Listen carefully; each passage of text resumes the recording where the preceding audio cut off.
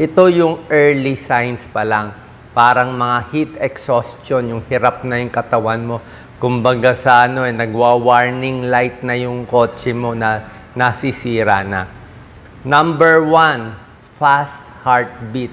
Bumibilis ang tibok ng puso. Normally, kung bago ma-heart attack, bago ma-stroke o heat stroke, bibilis yung tibok ng puso. Ibig sabihin, hirap na siya. Kaya siya bumibilis, lumalakas ang kabog. Although, syempre, mabilis tibok ng puso, pwedeng nervous lang to. Pero yung fast heartbeat, isang sign na yon. Number 2, mapapansin mo parang hirap ka ng huminga. Mabilis na heartbeat mo, hinahabol mo pa hininga mo. Parang nauupos kang kandila. Okay? Second sign yan, bumibilis yung hinga mo. Number 3, parang nahihilo-hilo ka na. Medyo nandidilim yung paningin, parang unsteady, parang matutumba, hindi mo sigurado kung ano. Number 4, pag kinunan ng blood pressure, bumababa. Delikado na yun eh. Pag naglo-low blood na, magko-collapse na yun eh. Pero baka hindi nyo makuha blood pressure nyo. Pero yun ang sign, medical sign na nakikita ng doktor. Number 5, nagka-cramps. Sabi, nagpupulikat na. So, pag pinupulikat na yung binti mo, yung sabihin, dehydrated ka na. Hirap na yung katawan mo, kaya nga siya nagka-cramps eh. Nagditigas-tigas na yung katawan mo. Number 6, confusion. Parang nalilito ka na, hindi mo alam na saan lugar ka na. Parang medyo nawawala ka na sa sarili. Diba? Mild confusion. Number 6, bad sign. Number 7, syempre, dehydration mismo. Dehydrated na, parang tuyong-tuyo na yung labi. Diba? Actually, initially, ganito Initially, papawisan ka muna eh. Bago mag-heat exhaustion. Parang pinapawisan ka malagkit. Mamaya, hindi ka napapawisan. And yung last sign nga, number 8, either iinit ka na, mahihilo ka na, o yung iba nagko-collapse na. Aabot na sa heart attack, heat stroke, o baka stroke mismo. So, ito yung mga 8 bad signs na babantayan ninyo, lalo na sa mga senior, may edad. So, summarize ko lang yung parang mabilis na heartbeat, hinihingal, nahihilo, matutumbay, ibig sabihin, mainit na masyado. Mag-ingat ka na. Prevention tips natin, alam nyo naman yung mga prevention tips, di ba, na siyempre doon sa malamig na lugar, kung pwede pumunta sa pinakamalamig na kwarto sa bahay, huwag muna lalabas ng bahay, di ba? Lalabas lang umagang-umaga o gabi na, pag gabi na madilim na. Huwag muna mag-exercise. Alam ko, dapat mag-exercise, pero huwag muna mag-exercise habang mainit. Kasi yung init pa lang ng panahon, yun na ang exercise. Yun na, hingal ka na, pagod ka na eh. So, pag nag-exercise ka, lalo ka iinit. Iinom ng maraming tubig. Alam nyo naman to. 8 glasses, 10 glasses, 12 glasses of water a day. Mas maraming tubig, basta dapat yung ihi mo, maganda ang kulay. Dapat umiihi ka every 2 hours. Kung 4 na oras hindi ka na umiihi, check na natin, baka nag-kidney failure na yan. So, dapat umiihi at light yellow or yellow lang ang kulay. Hindi pwede orange na ang kulay ng ihi nyo. Kung hindi sapat ang tubig, minsan kasi ang pawis natin, may asin yan, may electrolyte. Kung talagang hindi sapat ang tubig, pwede magbuko. Okay, pwede magbuko juice, pwede magpakwan, pwede yung mga matutubig na pagkain, okay din yan. Dapat din natin i-check yung mga senior, yung mga bata. Diba? Binabantayan natin, i-check din natin kasi sila yung madali maging biktima. Yung mga dati nang may sakit. Tapos yun na nga, pag nagtatrabaho sa labas, dapat nga may break sa tanghali. Anyway, meron tayong 8 klase ng tao.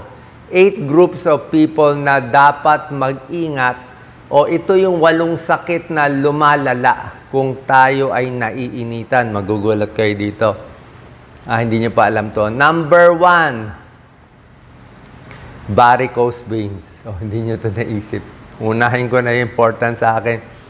Yung mga may varicose veins, pansin nyo yan. Pag nainitan, magang-maga ang varicose nyo.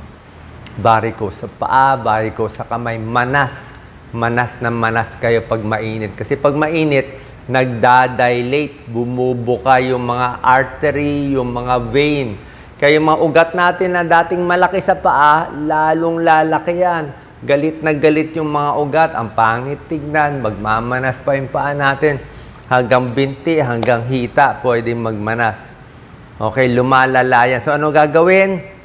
Dapat may compression stockings. Bili tayo ng compression stockings, yung masikip na medyas.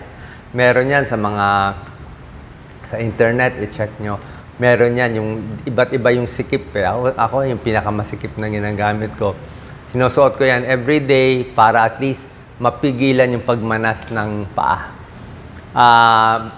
Dapat din siguro sa tanghali, like ngayon, wala naman ako oras, sa tanghali sa gabi, dapat tinataas yung paa. At least 10 minutes.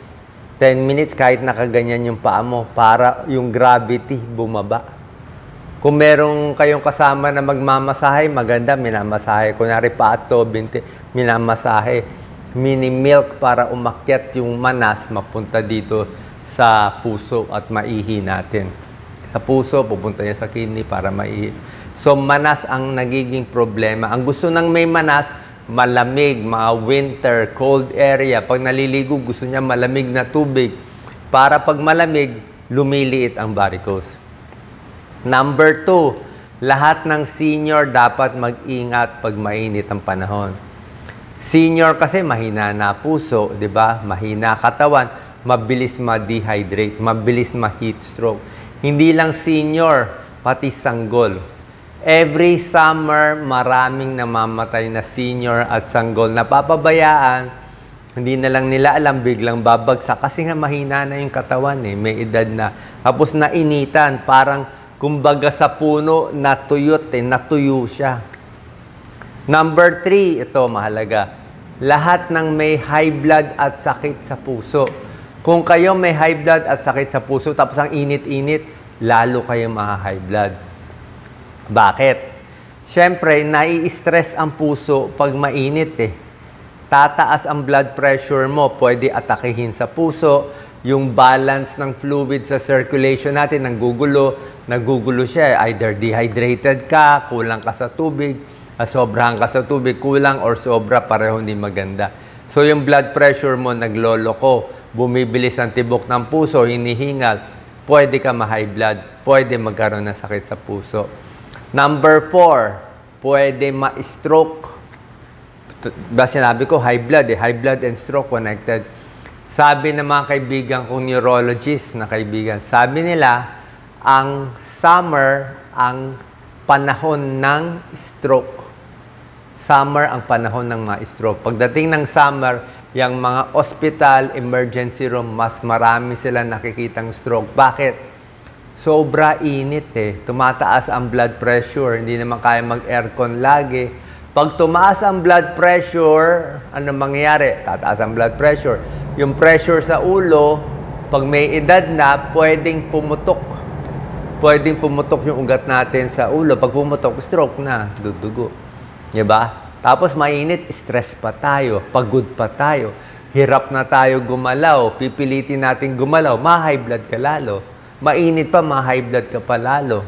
Diba? Tapos nagdadilate yung ugat natin, pag taas ang blood pressure, nai-stroke. Very common yan. So, ingat sa stroke pag summer at mainit. Sabi ko nga, dun lang tayo sa malamig. Easy-easy lang para makasurvive tayo. Number 5 na lumalalang sakit, sakit sa kidney, sakit sa bato, kidney stone, UTI, infection sa ihi, lahat yan lumalala. Pag mainit ang panahon, mataas ang creatinine, mag-iingat tayo. Bakit? Ang kalaban ng kidneys ay dehydration. Ang pampabuhay sa kidneys ay tubig.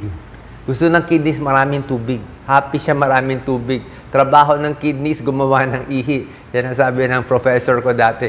Isa lang ang trabaho ng kidneys, gumawa ng ihi. So, kailangan maraming tubig. Oras na ma-dehydrate tayo. kumonti ang tubig, ano mangyayari? Maghihingalo ang kidneys. Okay? Pag kulang na kulang sa tubig, mangyayari sa kidneys, acute renal failure. Magsha-shutdown, tataas ang creatinine, masisira ang kidneys. Hindi iihi. Pag tumaas ang creatinine, hindi inayos, pwedeng mag-dialysis. Pag dialysis, tuloy-tuloy na, magiging chronic renal failure. So, ingat na hindi masira ang kidneys, hindi tumaas ang creatinine. Pag mainit ang panahon, inom talaga maraming tubig. 8 to 12 glasses of water. Ewan ko, pang ilang baso ko na to sa araw na to. Kidney stones. Diba? Bato sa bato. Mas maraming kidney stones. Ngayon, mainit na, maalat pa kinakain natin. UTI, mas prone din magkaroon ng infection sa ihi dahil sa dehydration. Mas nagiging concentrated yung mga bacteria. Kung maraming ihi, nalalabas din yung mga ibang bacteria.